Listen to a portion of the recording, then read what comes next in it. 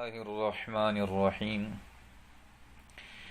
حضرت شیخ الحدیث مولانا محمد زکریا رحمۃ اللہ علیہ نے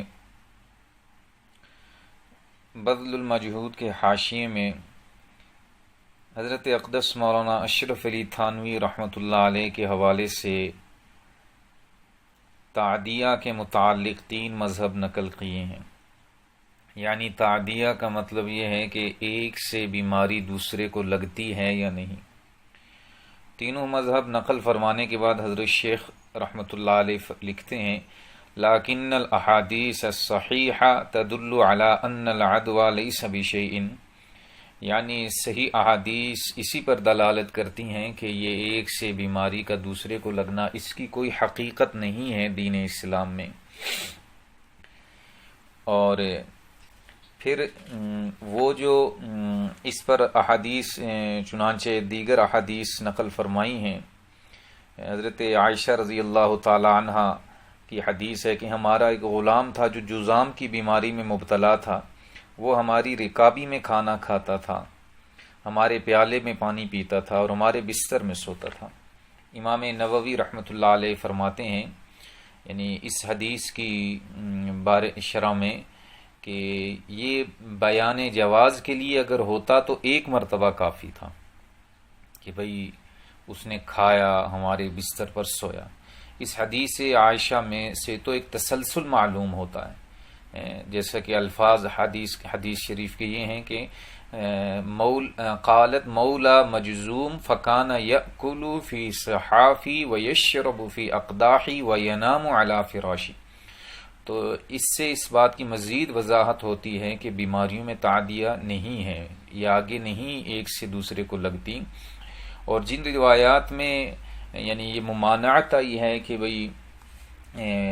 جذامی کے ساتھ نہ بیٹھو یا اس کو دیکھ کے ایسے بھاگو، ان حدیث کے بارے میں پھر محدثین اور شراح حدیث نے یہ لکھا ہے کہ وہ عقیدے کے تحفظ کے لیے ہے۔ بعض حضرات نے بیماریوں کے تعدیہ کو ثابت کرنے کے لیے حضرت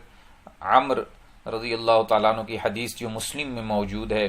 اس سے استدلال کیا ہے کہ حضرت عمر بن شرید رضی اللہ عنہ فرماتے ہیں کہ وفد ثقیف آیا، اس میں ایک آدمی مجزوم تھا بیعت کرنے کے لیے، تو حضور نے سب کو بیعت کیا تو اس کو فرمایا آپ واپس لوٹ جائیے، آپ نے آپ کو بیعت کر لی۔ تو جذامی سے حضور نے ہاتھ پکڑ کے بیعت نہیں فرمایا، تو اس کے جواب میں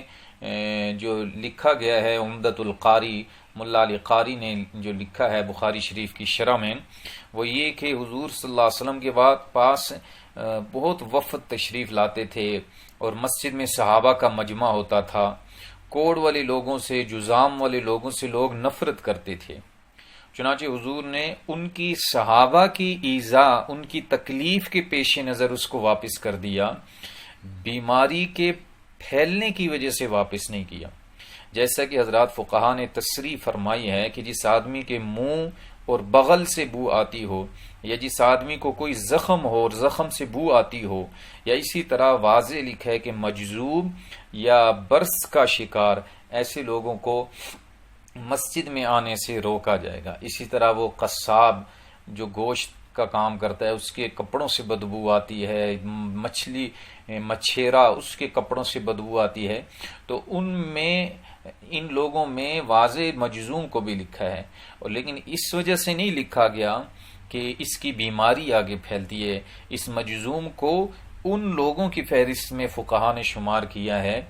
برس والے کو، جذام والے کو، کہ